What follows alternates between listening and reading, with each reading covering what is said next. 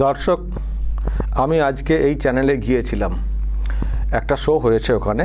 এই যে নতুন সরকার এসছে তার একটা মাস হয়ে গেল, তো এই এক মাসে কতটা ভরসা পাচ্ছি, কারণ এই সরকার বলছে যে আমরা ভয়কে আউট করতে চাইছি এবং ভরসাকে ইন করতে চাইছি। আর আমরা যেহেতু ওই সরকারের আমলে অনেক অত্যাচারের শিকার হয়েছি, একটা ভয় ভীতির পরিবেশ আমরা দেখেছি, তো সেই জায়গা থেকে আমরা নতুন সরকারকে কেমন দেখছি, তো এই বিষয়ে একটা আর কি শো হয়েছে। আমি সহ 3 জন ছিলাম যারা ওই সময়ে সব শিকার হয়েছেন। আমি এবং আমি দেখাচ্ছি আপনাদেরকে কে কে ছিলাম। এই যে প্রতিমা দত্ত, নিহত তপন দত্তের স্ত্রী, আর এদিকে মৌসুমী কয়াল, কামদুনি কেসের প্রতিবাদী মুখ, আর 2 অ্যাঙ্কার ছিলেন, তার মধ্যে একজন যার সঙ্গে আমি কাজ করেছি অতনু, আর এদিকে রুমেলা। তো যাই হোক, ওখানে সব কথা উঠে এসছে আর কি, আমাদের জীবনে যেসব ঘটনা ঘটেছে সেই সব বিষয়ে চর্চা হয়েছে। সময় খুব বেশি ছিল না, আধ ঘন্টার প্রোগ্রাম, তো তার মধ্যে আমি যতটুকু সময় পেয়েছি বলেছি, আমার যেসব কাহিনী সেগুলো বলেছি। আপনাদের হয়তো অনেকেরই জানা কাহিনী, কিন্তু এখানে প্রথমবার বলছি, তো তার মধ্যে কিছু কথা আর কি বলেছি। কিন্তু দর্শক, আমি যে জন্য এখানে বলতে এলাম সেটা হচ্ছে, আমি এই প্রোগ্রামটা করে যখন গাড়িতে উঠলাম, দেখলাম আমার কাছে একটা হোয়াটসঅ্যাপ এসছে, একটা স্ক্রিনশটের হোয়াটসঅ্যাপ। তো সেটা দেখবেন কি পাঠানো হয়েছে। এটা একেবারে অ্যারো করে দেখুন, যেটা আমাকে দেখানো হচ্ছে, মানে দেখিয়ে যেটা বলা হয়েছে আর কি, একজন পাঠিয়েছেন আপনাদের মধ্যেই একজন, যে যাই হোক অবশেষে আপনাকে সাংবাদিক হিসেবে কোনো একটা মিডিয়া মানে মেনেছে, তারা এটা লিখেছে। তো দেখলাম যে হ্যাঁ সত্যি, শফিকুল ইসলাম সাংবাদিক, কিন্তু তার আগে আর একটা শব্দ প্রতিবাদী সাংবাদিক। তো এই সাংবাদিকটা দেখে আমাকে আর কি উনি বলেছেন যে যাই হোক, আপনাকে তো সাংবাদিক মানে মানতেই চাইছিলেন না, এমনকি এই যে এই চ্যানেলের ভূমিকাও তো অন্য রকম ছিল।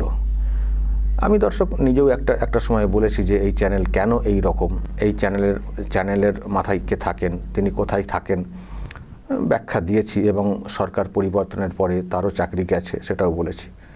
সব সময় তৎকালীন যিনি মুখ্যমন্ত্রী ছিলেন মমতা ব্যানার্জি, তার সফর সঙ্গী থাকতেন, বিদেশে গেলেও থাকতেন আর দেশের অন্দরে কোথাও গেলেও থাকতেন। বিশ্ব মজুমদার নামটা আর এখন বলতে কোনো দ্বিধা নেই, তো তিনি এখন নেই, সরকার উল্টে গেছে, তার চাকরি, তার গদিও উল্টে গেছে, তিনি চলে গেছেন, চ্যানেলও পাল্টে গেছে। এখন চ্যানেল যেমন চলার সেইভাবেই চলার চেষ্টা করছে, যদিও আবার দেখছি যে আপনারা আবার অন্য রকমের সব মন্তব্য করছেন। যাই হোক, একটা মেইনস্ট্রিম মিডিয়া আমাকে ডেকেছিল, তাই আমি গেছিলাম। তো সেখানে আমার নামের পাশে দেখছি এটা লিখেছে, আমি তখন লক্ষ্য করিনি, আমি নামটাম তখন আর কি লক্ষ্য করবো, আমরা তো জাস্ট শো করছি, কথা বলছি, এটুকুই।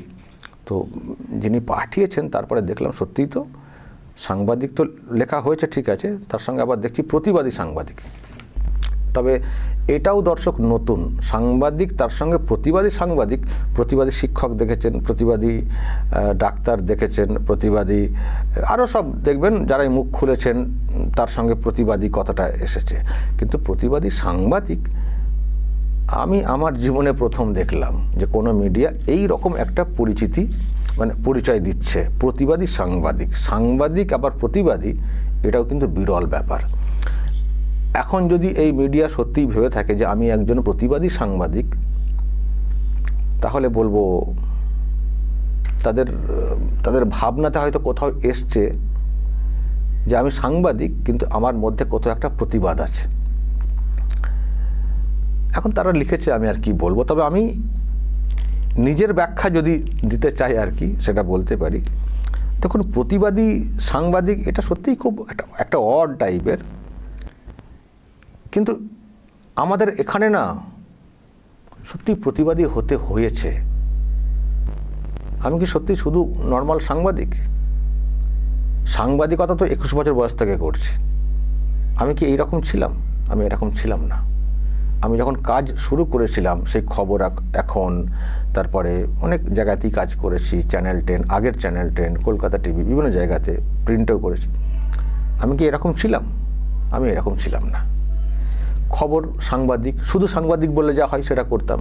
কোনো ঘটনা ঘটলে তার বিবরণটা জাস্ট তুলে ধরতাম, যা ঘটেছে করতাম। কিন্তু পরের দিকে সত্যি আমি শুধু সাংবাদিক ছিলাম না। সাংবাদিকতার কাজ করছি, সাংবাদিকতার কাজ ঘটনার বিষয়ে তুলে ধরা, কিন্তু এটা ঠিক যে আমি সত্যিই সাংবাদিক থাকতে পারিনি। এটা কিন্তু আমার নীতির বাইরে। সাংবাদিক কখনো কোনো কমেন্ট করা বা ইত্যাদি, এটা কিন্তু করার কথা না। একটা সাংবাদিক কখনো একটা সরকার পরিবর্তনের দায়িত্ব নিতে পারে না, বা দায়িত্ব নেওয়াটা একটু বড় কথা হয়ে গেল, মানে সরকার পরিবর্তনের জন্য সরব হতে পারেন না একজন সাংবাদিক। পারেন কি? সাংবাদিকের ওটা তো কাজ না। তো সাংবাদিক শুধু যা ঘটনা ঘটবে সেটা বলবে, ইনি কি বললেন, উনি কি বললেন। কিন্তু আমি আমার নিজের কথা বলছি, আমি সত্যি সেই সাংবাদিকতা একেবারে যেটাকে বলেন ওই ব্যালেন্স সাংবাদিকতা, নিরপেক্ষ সাংবাদিকতা। এখন নিরপেক্ষ আমি কি কোনো মানে আমি কি পক্ষ নিয়ে কথা বলেছি? আমি যে খবরগুলো করেছি সেই খবরে কি কোনো মানে আমার জল মেশানো ছিল? জল মেশানো ছিল না। নিরপেক্ষ সাংবাদিকতার দুটো ব্যাখ্যা হয়, নিরপেক্ষ সাংবাদিকতা আর ব্যালেন্স সাংবাদিকতা, দুটোর মধ্যে ব্যাপার আছে। ব্যালেন্স সাংবাদিকতা মানেই যে সেটা নিরপেক্ষ সাংবাদিকতা, সেটা না। কিন্তু ব্যালেন্স সাংবাদিকতাকে নিরপেক্ষ সাংবাদিকতা বলে না। নিরপেক্ষ সাংবাদিকতা হচ্ছে যেটা ঘটনা, সেই ঘটনা যদি আপনি তুলে ধরেন তবেই হচ্ছে নিরপেক্ষ। ব্যালেন্স মানে সেই যে শত্রু, মানে যিনি যার বিরুদ্ধে অভিযোগ, তাকেও ফের সাফাই গাইতে দেওয়ার সুযোগ করে দেওয়া, সেটা কিন্তু নিরপেক্ষতা না। আমি দেখতে পাচ্ছি শওকত মোল্লা ওকে খুন করেছে। আমি একটা উদাহরণস্বরূপ বলছি। আমি দেখতে পাচ্ছি শওকত মোল্লা ওই ব্যক্তিকে খুন করেছে।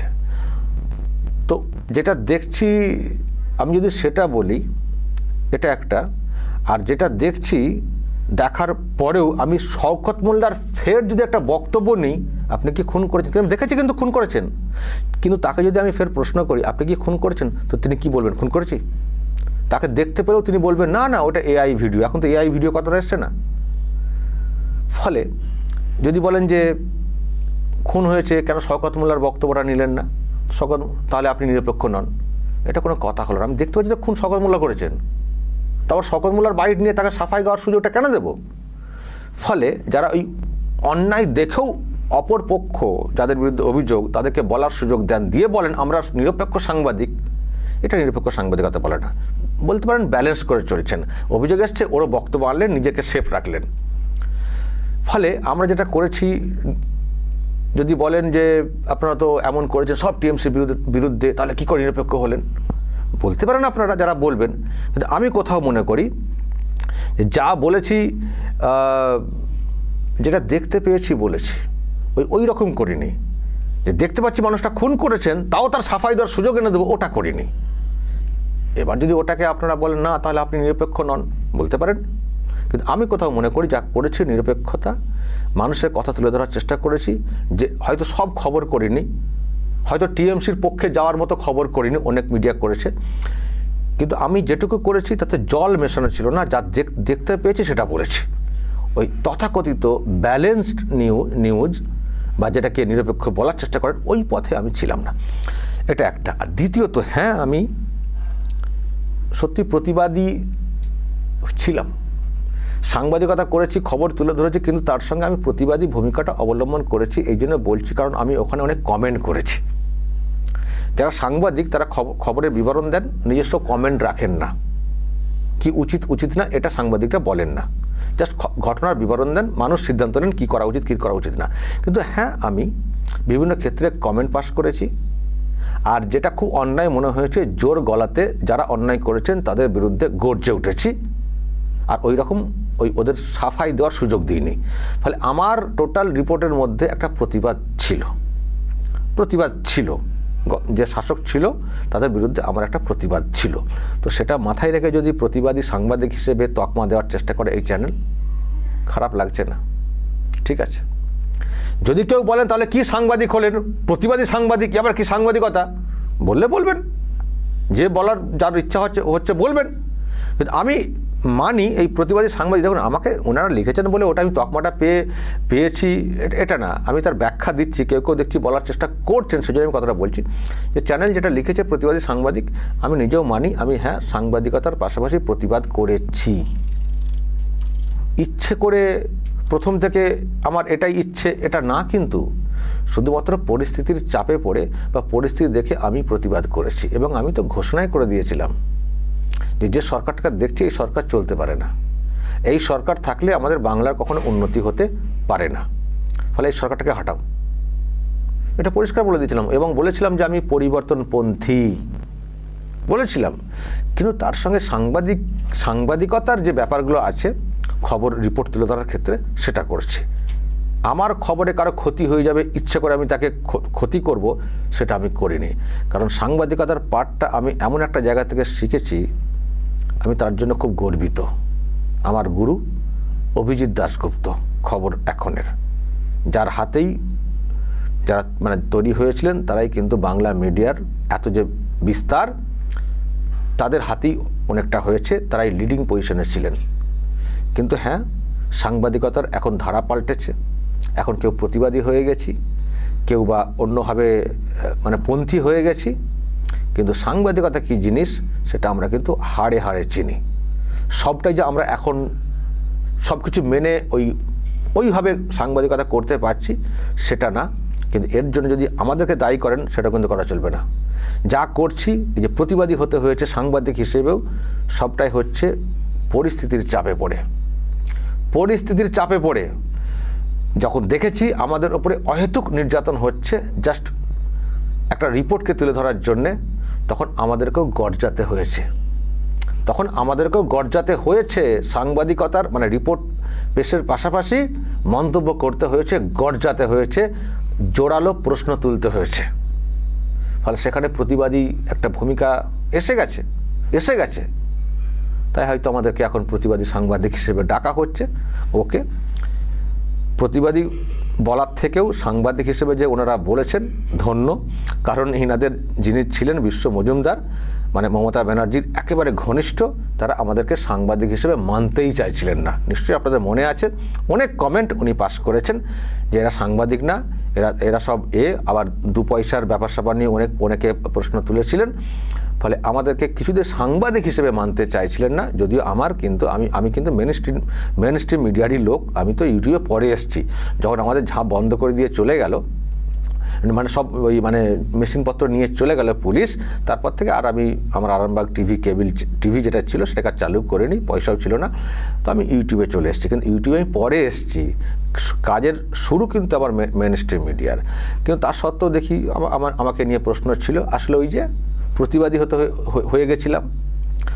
হয়ে গেছিলাম। শুধু সাংবাদিক থাকলে আর ওই ব্যালেন্স খবর করলে, যে দেখতে পাচ্ছি লোকটা খুন করেছে, দেখতে পাচ্ছি লোকটা চুরি করছে, দেখতে পাচ্ছি ভুয়ো ক্লাবকে টাকা দিচ্ছে, তার সত্ত্বেও সরকার পক্ষের সাফাই দেওয়ার সুযোগটা দিইনি, যেটাকে নিয়ে আমার উপরে হয়ে গেছিলো না, ওই যে করোনার সময় সব ক্লাবগুলোকে টাকা দেওয়া হচ্ছিল, আমি তালিকা প্রকাশ করে দিয়েছিলাম কোন কোন ক্লাবের নামে টাকা এসছে। সেই তালিকা প্রকাশের পরে এলাকার লোক খুঁজতে শুরু করলেন যে আমাদের এলাকার ঠিকানায় ক্লাব দেখছি, ক্লাব কই। ফলে তখন ডিরেক্টলি ওই সব নিয়ে কথা বলেছিলাম, শাসক পক্ষের সাফাই দেওয়ার সুযোগ দিইনি। পুলিশ টাকা তুলছে, ডিরেক্টলি ছবি দেখিয়েছিলাম, পুলিশের সাফাই মানে দেওয়ার সুযোগ দিইনি। তখন নেমে গেল খাড়া, যখন আমাদের ওপরে ওই রকম অত্যাচার শুরু হলো, মিথ্যা কেস দেওয়া শুরু হলো, আমরা চুপ থাকিনি। আমি সিদ্ধান্ত নিয়েছিলাম 20 দাঁতটা ভেঙে ছাড়বো, আমাকে আঘাত আবার বলবো, পাল্টা আবার আঘাত আবার দেখাবো, চুপ করব না, দাঁত ভেঙে ছাড়বো, বুঝিয়ে দেব শফিকুল ইসলাম চুপ থাকার লোক না। একটা সময় ওনারাও ফেড আপ হয়ে যাবেন, আমার রাস্তা পরিষ্কার হয়ে যাবে। আমি ছিলাম এই পলিসিতে বিশ্বাসী। তো এসব করতে গিয়ে জোরালো ভয়েস তখন আমাকে আনতে হয়েছিল, নানান ক্ষেত্রে আমাকে মানে খুব জোরালো কথা বলতে হয়েছিল। এখন তার জন্য আমি প্রতিবাদী হয়ে উঠেছিলাম। দেখতে পাচ্ছি মিডিয়ার চোখেও আমি প্রতিবাদী, মেন স্ট্রিম মিডিয়ার চোখে। তো যাই হোক, যেটা হয়েছে পরিস্থিতির চাপে। আজকে আমাকে প্রশ্ন করা হয়েছিল যে আপনি এবার কি করবেন। মানে এই টাইপের আপনি কি ভরসা পাচ্ছেন, বা যে যেটা দেখে এসছেন এই সরকারকে কি সেই রকম দেখছেন, বা কি আশা করছেন? আপনারা কি চান যে এবার সবার মানে স্বাধীনতা ইত্যাদি দেওয়া হোক? আমি বলে এসেছি আজকে চ্যানেলে, যারা দেখেছেন দেখবেন, যে এই সরকার কি করবে কি করে বুঝবো? সরকারের 1 মাস বয়স, 1 মাসের মধ্যে যা দেখতে পাচ্ছি ঠিকঠাক দেখছি, কিন্তু আগামী দিনে এই সরকারও যে সরকারের বিরুদ্ধে কিছু কথা বলতে দেবে, সেটা এখন থেকে আমি কি করে বলতে পারি? তবে হ্যাঁ, এটা আমাদের দাবি, এটা আমাদের প্রত্যাশা। কারণ যে সরকারটাকে দেখে এসছি যে মিডিয়ার স্বাধীনতা ছিল না, প্রতিবাদী হতে হয়েছে, দেখে এসছি, এবং কীরকম নির্যাতনের শিকার হয়েছি সেটা তো ভালো করে জানেন যিনি মুখ্যমন্ত্রী হয়েছেন। ফলে তার কাছে তো আমরা আশা তো করবই যে ফেজ আমরা কাটিয়ে এসছি সেই ফেজ এখানে আর কাটাতে হবে না। মিডিয়া তার ভূমিকা পালন করবে, তাদের কাজের স্বাধীনতা থাকবে, সেই স্বাধীনতা বর্তমান মুখ্যমন্ত্রী দেবেন, এটা আমাদের প্রত্যাশা, দাবি। কিন্তু এটাই হবে আমরা কি করে নিশ্চিত করে বলতে পারি? এতটা নিশ্চিত আমরা কেনই বা হতে যাব? আমরা প্রত্যাশা রাখছি, দাবি করছি যে ফেজ আমরা কাটিয়ে এসেছি ওটা যেন আর না হয়, সেদিকটা একটু নজর রাখবেন। আর আমি তো আগেও বলেছি, শুধু পরিবর্তনের জন্য তো আমরা নেই। সাংবাদিক মানে শুধু পরিবর্তনের জন্য ঝাঁপাবে, তাহলে রাজ্যের উন্নতি কী করে হবে? আমরা তো রাজ্যের মানুষও তো না, রাজ্য তো ভালো কিছু চাইতো। তো ওই রকম একটা অবস্থা ছিল সরকারের, সেখান থেকে পরিবর্তন ঘটিয়ে একটা নতুন সরকার এসছে। আমরা যেমন সাংবাদিকতার কথা বলার বিষয়টা বলছি, তার সঙ্গে আমরা তো এই রাজ্যের নতুন কিছু হোক, রাজ্যের মঙ্গল হোক, সেটাও তো চাই।